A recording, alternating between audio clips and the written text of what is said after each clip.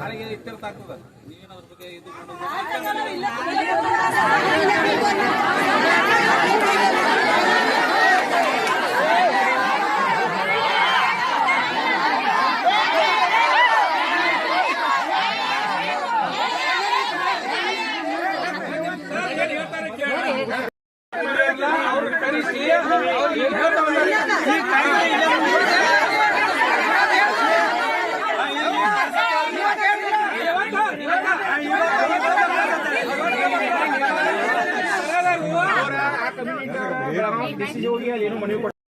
ಅವ್ರ ತೆಗದಾರ ಅದನ್ನ.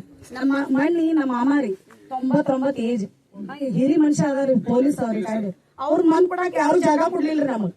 ನಾವ್ ಏನ್ ಮಾಡ್ಬೇಕ್ರಿ? ಹೆಣ ಇಟ್ಕೊಂಡ್ ಎಲ್ಲಿ ಹೋಗೋದ್ ನಾವ? ನಮ್ಗೆ ಎಲ್ಲಿ ಐತ್ರಿ ಜಾಗ?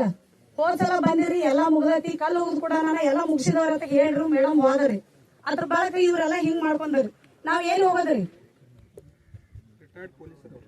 ರಿಟೈರ್ಡ್ ಪೊಲೀಸರಿ, ಊರಾಗ ಹಿರಿ ಮನುಷ್ಯ, ಅವ್ರಿಗೆ ಜಾಗ ಇಲ್ಲ ಅಂದ್ರ ಈಗ ಏನೈತ್ರಿ? ಒಂದಿನ ಮಧ್ಯಾಹ್ನ ಸರ್ ಹೆಣ ಮುಂದ್ ಇಟ್ಕೊಂಡ್ ಜಗಾಡ್ದಾರ ಆ ದಿನ ಗಪ್ಪತೇನ್ರಿ.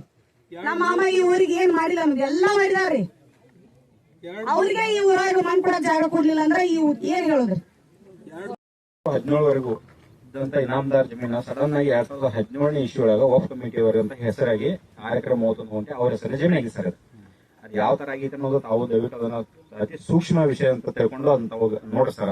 ಅದು ಒಂದು ವಿಷಯ.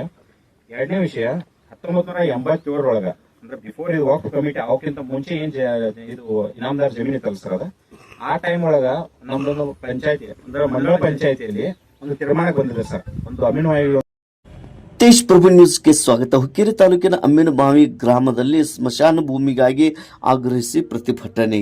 2023 ಡಿಸೆಂಬರ್ 28ರಂದು ಬೋರ್ಗಲ್ ಗ್ರಾಮ ಪಂಚಾಯಿತಿಯಲ್ಲಿ ವಿಶೇಷ ಸಭೆಯಲ್ಲಿ ವಿವಿಧ ಸಮುದಾಯಕ್ಕೆ ಹಂಚಿಕೆ ಆದ ಸ್ಮಶಾನ ಭೂಮಿ ಜಾಗಕ್ಕೆ 6 ಎಕರೆ 31 ಗುಂಟೆ ದಾಖಲಿಸಲಾದ ರಾಜ್ಯ ವಕ್ಫ್ ಮಂಡಳಿ ಹೆಸರು ಇರುತ್ತದೆ. ಆದರೆ ಅವರ ಅನುಮತಿಯಿಂದ ಈ ಎಲ್ಲ ಸಮುದಾಯಕ್ಕೆ ಹಂಚಿಕೆ ಆಗಬೇಕಾಗಿದೆ. ಇದು ಅಡೆತಡೆ ಬಂದದ್ದರಿಂದ ಸ್ಮಶಾನ ಭೂಮಿಗಾಗಿ ಆಗ್ರಹಿಸಿ ಇಂದು ಅಮ್ಮಿನಬಾವಿಯಲ್ಲಿ ಪ್ರತಿಭಟನೆ ನಡೆಯುತ್ತಾ ಇದೆ.